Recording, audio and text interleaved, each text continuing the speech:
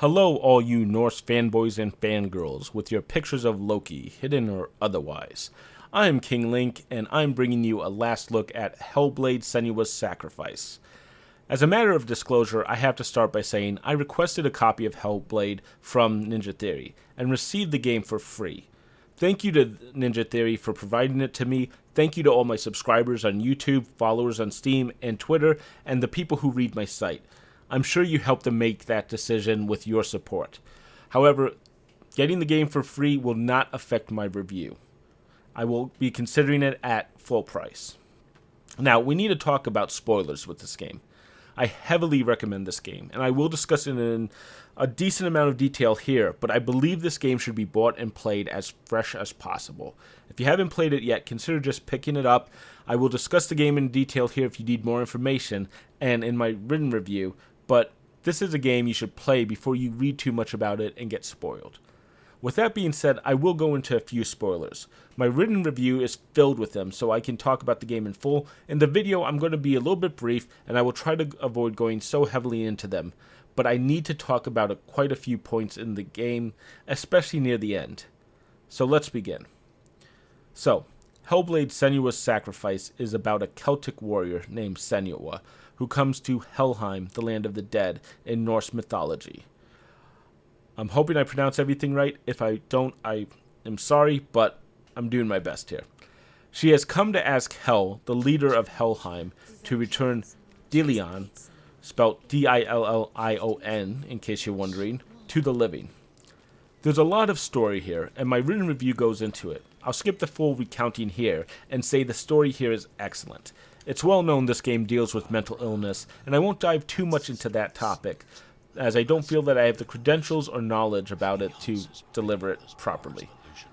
Still, the story grabbed me, and I couldn't stop playing until the end. It's an 8-hour game, but the story keeps you moving forward till you reach the end.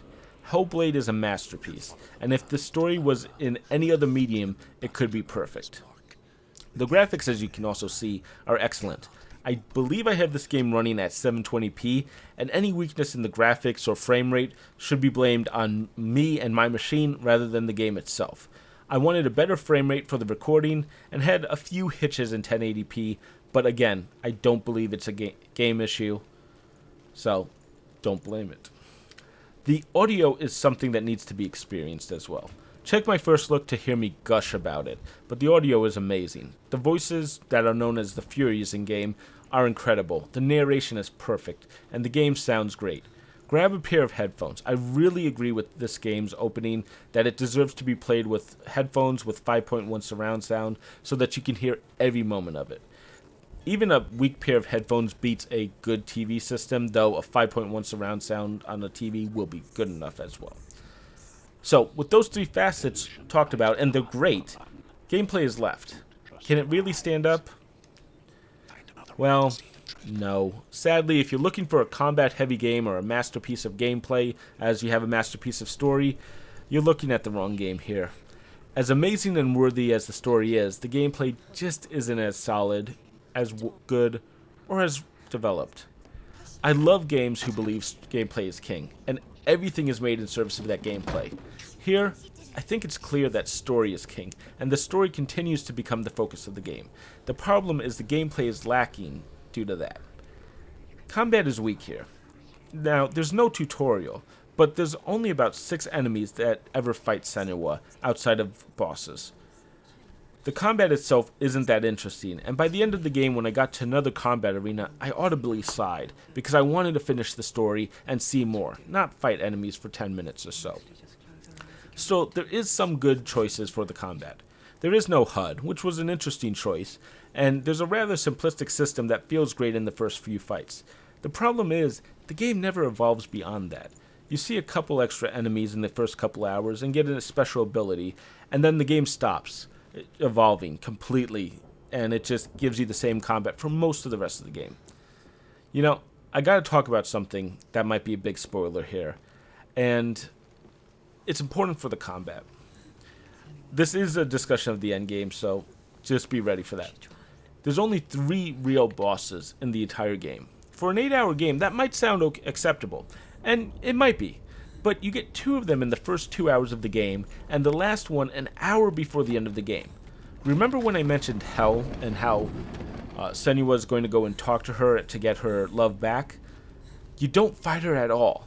There's a big ending moment with her, but it's not a boss fight, and it's a shame. There's a lot of this game that doesn't have combat, and in fact, I think you can make a case that this is a walking simulator. But Hellblade is better when it's a walking simulator, in my opinion, because it's doing that story development and character development, and those are so amazingly well done. The fact is, the gameplay outside of those walking sections is when the game gets iffy.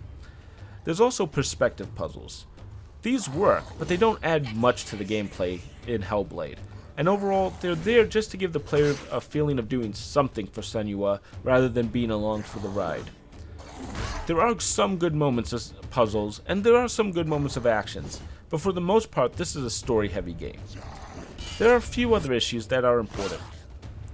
There's the famous, this game will delete your save if you die too much. It's a lie. And I think the effect is to make you paranoid, but it's done in the wrong way. It's set up as a help text message that lies to you, and the game never tries to rectify that or give you any other help messages to give you a hint. It's trying to make you feel how Senua might feel, but it's cheap and needless, and the fact is it's been spoiled so many different ways, it's a shame. Now, if they had put that in the game's story, I might have appreciated it more. There are stories about Norse mythology on some of these posts that you might see me activate, and honestly, they're amazing and I love them. Except, if you miss one post, you don't get that full story. There's sections in the game, and maybe there's going to be 4 posts. If you don't find one of the 4, you'll get the 3 pieces of the story, but not the final one. You also can't go back, and there's no chapter select, so you have to find them all in a single playthrough. Worse, there's an important alternate ending to the game that I feel is almost critical, as it develops a character that's important, and you'll likely miss it. You should look up the alternate ending if you haven't seen it and you've beaten the game, because I think it defines a specific character and really changes the flavor of a few things. The mental health part of the story, too, is something, like I said, I don't want to go into it, I don't have the right to really critique it, but for me, the game doesn't develop enough the gameplay to really fit in or tell that story, and it's a shame. The game doesn't want to be a walking simulator and constantly has you doing things, but you'll get to the end and it feels like the gameplay is dropped, and there's no final boss. It's like the ending moment is a cathartic moment for the story, but there's a case of blue balls for the gameplay. So, let's talk about Hellblade as a whole thing. If you want a story-rich game, Hellblade is it. It's $30 MSRP, it's fantastic, and it's so much fun. If you want a combat-rich game, and you don't care much about the story, or wish to skip the story, don't buy Hellblade. It's not that type of game, and it doesn't attempt to be. However, if you want an excellent experience and a great game, check out Hellblade. It is a fantastic game, and well worth buying. I love almost every minute of this game, and while the combat is lacking, the story made up for it and kept me playing. The experience of hearing the Furies drove me on, and I was so enthralled by the game that it made me want to talk about it. Hellblade doesn't get a score. Instead, it earns a score of 4.5 out of 5. Yeah, I'm giving that out maybe more often, but Hellblade has easily earned that score, and it's worth checking out. If you haven't played it, check it out. I'm sorry to spoil any part of the experience for anyone who watched the full review and hasn't played the game, but that's why I had that spoiler warning at the beginning. If you had played it, check out my written review where I'll go more in depth. So that's Hellblade, and man, what a game. I'm King Link, and if you enjoyed this review, please leave a like. If you want to keep updated, consider subscribing. It helps me out, as I mentioned, and it'll help you out. If you want to be notified when I post a video, please click the bell next to the subscribe button. That's for you alone. If you want to read the full written review, check the description or go to kinglink-reviews.com. And I'll see you next time.